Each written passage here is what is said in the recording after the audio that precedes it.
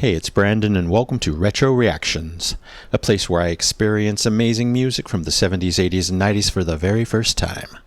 And today we have another new artist alert for the channel. Yes, we're headed all the way back to 1975 to listen to Assault and Battery and The Golden Void by English rock band Hawkwind. And these are songs 1 and 2 from Warrior on the Edge of Time, their 5th studio album.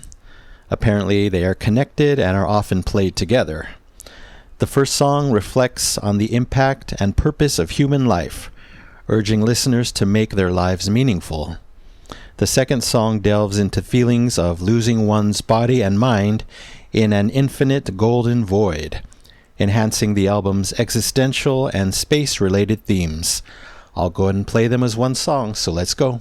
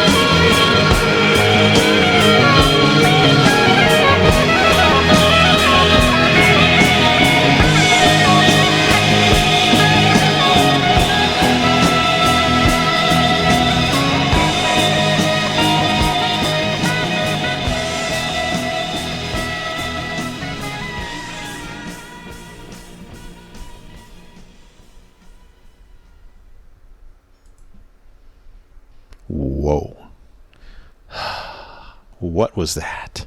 That was amazing. This is a case where I think I did a little more research than normal, trying to pick, the best song, something I love. Of course, these together make up a long song, over 10 minutes. It was on, this album was on the best of lists for Hawkwind, and then of course this song was also rated as one of their best, so I'm so glad I picked these two.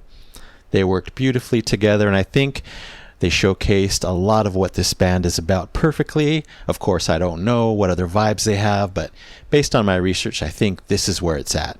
So we start with the Mellotron. I'm pretty sure that's what it was. Delicious. I'm already sold, of course. Plenty of Mellotron in this one, so thank you, Simon House, for that. Beautiful work. But overall, I'm getting this kind of dreamy swirl of sound. I've mentioned it before in other reactions, other songs. It's so interesting, I wouldn't call it a huge wall of sound like the Beatles, but just this atmospheric swirl of sound where kind of everything becomes one, lives and breathes as one, you know what I mean? And we stayed in that pocket the whole time. Then we get the super reverb vocals of Dave Brock, I believe, is the one who's singing. They sounded very Beatles-esque to me. I'm sure Beatles had to be an influence on them like it was on so many artists. I'm so happy we got the flute in this one. I knew it was on the album, wasn't sure if I was going to get it here, and we got plenty of it, as I later learned. Amazing. The way it was written, the lines, amazing. Fit everything else. Cool bass tones for sure. At a certain point, I'm like, is that even a bass guitar? Is that a synth bass? I don't know, but it sounded very unique. I loved it. Overall, spacey vibes for sure. Intergalactic, atmospheric music. They took me there. They took me there completely. I was expecting that based on my research, and boy, did they deliver on that space rock. Again, I love how much Nick Turner's flute was featured here. There was that chaotic flute section, amazing. But overall, such a unique mood created.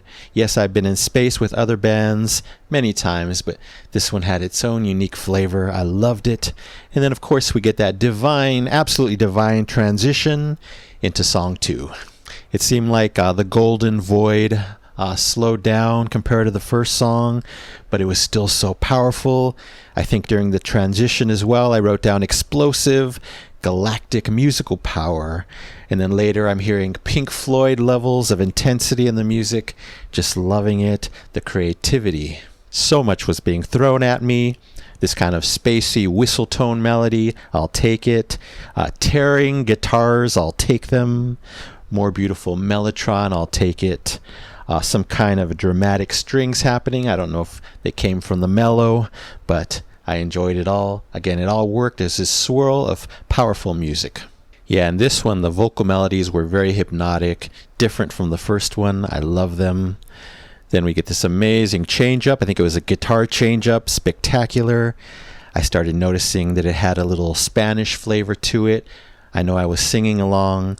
That was an excellent section as well. Then we get that panning melody, right, left, back, forth. Don't know what it was. I mean, it was probably from the keys, but it sounded either like woodwinds or horns. I couldn't even tell. That was great. But in the whole last minute or so, maybe even more, I was just drifting in space, flying, floating, whatever, lost in their world. Like I was trapped out there, just, with nothing but time to reflect. You know what I mean? I got that vibe. And then I noticed in the fade out, we get a whole new musical idea right as the song ends. I was recently watching a reactor talk about how he gets upset when they, create something new right during the fade out. The listener might want to keep hearing it, keep it going, but hey, songs can't last forever. This was a beautiful 10+ minute ride. So I can agree that these two are probably two of their best. They're getting the Double Epic Platinum Record Award, yes, for Assault and Battery, and The Golden Void by Hawkwind, 1975. And thank you so much for this space-filled journey. Dave Brock, Nick Turner, Ian Kilmister, Simon House, Simon King, and Alan Powell. Alright, that's it for now. Thank you so much for watching. I really appreciate it. Anyway, don't forget to subscribe, like, and comment down below if you wish to chat about these two. I would love to know what you think. So you take care, stay safe, stay hydrated, and remember to let peace, calm, and light into your day and night. And I'll see you next time in the past.